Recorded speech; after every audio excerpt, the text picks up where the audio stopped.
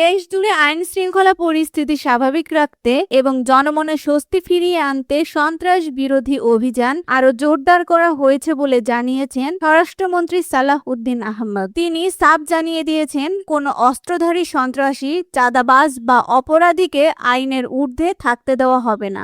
অপরাধী যেই হোক না কেন, তাকে অবশ্যই আইনের আওতায় আনা হবে। সোমবার 9 মার্চ কক্সবাজার জেলা প্রশাসকের কার্যালয়ে আয়োজিত এক সভায় প্রধান অতিথির বক্তব্যে তিনি এই কঠোর হুঁশিয়ারি উচ্চারণ করেন। স্বরাষ্ট্রমন্ত্রী বলেন, সরকার দেশে আইনের শাসন প্রতিষ্ঠায় বদ্ধপরিকর। চাঁদাবাজ ও অস্ত্রধারী সন্ত্রাসীদের তালিকা প্রস্তুত করে ঢাকা সহ সারা দেশে বিশেষ অভিযান শুরু হয়েছে। কোনো ধরনের রাজনৈতিক তদবির বা প্রভাব এক্ষেত্রে কার্যকর হবে না। এদিনের সভায় স্বরাষ্ট্রমন্ত্রী পর্যটন নগরী কক্সবাজারের শৃঙ্খলা ফেরাতেও কঠোর নির্দেশনা দেন। তিনি জানান, সৈকত এলাকায় থাকা সব অবৈধ স্থাপনা আগামী 1 সপ্তাহের মধ্যে জেলা প্রশাসনের নেতৃত্বে উচ্ছেদ করা হবে। এছাড়া মাদক কারবার এবং অনলাইন জুয়ার বিরুদ্ধেও আইন শৃঙ্খলা রক্ষাকারী বাহিনীর তৎপরতা বৃদ্ধির নির্দেশ দেন তিনি। স্বরাষ্ট্রমন্ত্রী আরও জানান, আলোচিত ওসমান হাদি হত্যা মামলায় ভারতে গ্রেপ্তার হওয়া 2 আসামিকে দেশে ফিরিয়ে আনতে ইতিমধ্যেই